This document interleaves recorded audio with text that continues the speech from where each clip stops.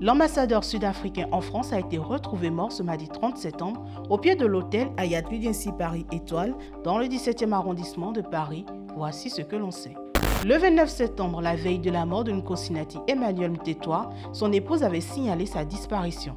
Il s'était vu pour la dernière fois peu avant 16h30 à leur domicile à Paris, alors qu'il devait se rendre à un cocktail. Vers 21h30, l'ambassadeur lui a envoyé un message d'excuses. Il présentait ses excuses et manifestait l'intention de mettre fin à ses jours.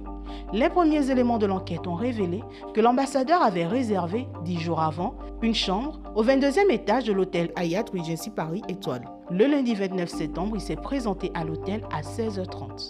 Le parquet de Paris révèle qu'aucune trace de lutte ni de médicaments ou de stupéfiants n'a été retrouvée dans la chambre de l'hôtel.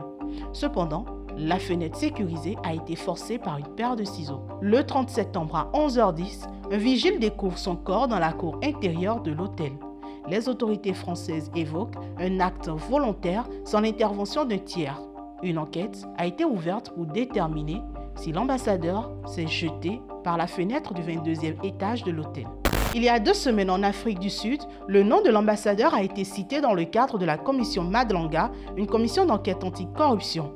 Il avait été accusé d'avoir entravé la justice quand il était ministre de la police en 2011. Sa famille refuse d'accepter les hypothèses de suicide sans enquête approfondie.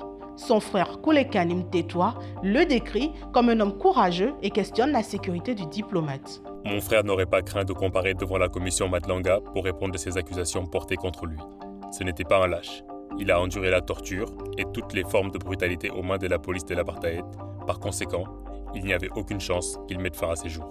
Il a déclaré avoir parlé à son frère à 2 reprises lundi, mais a refusé de divulguer les détails de leur conversation. Le gouvernement sud-africain déplore la perte d'un éminent serviteur de la nation.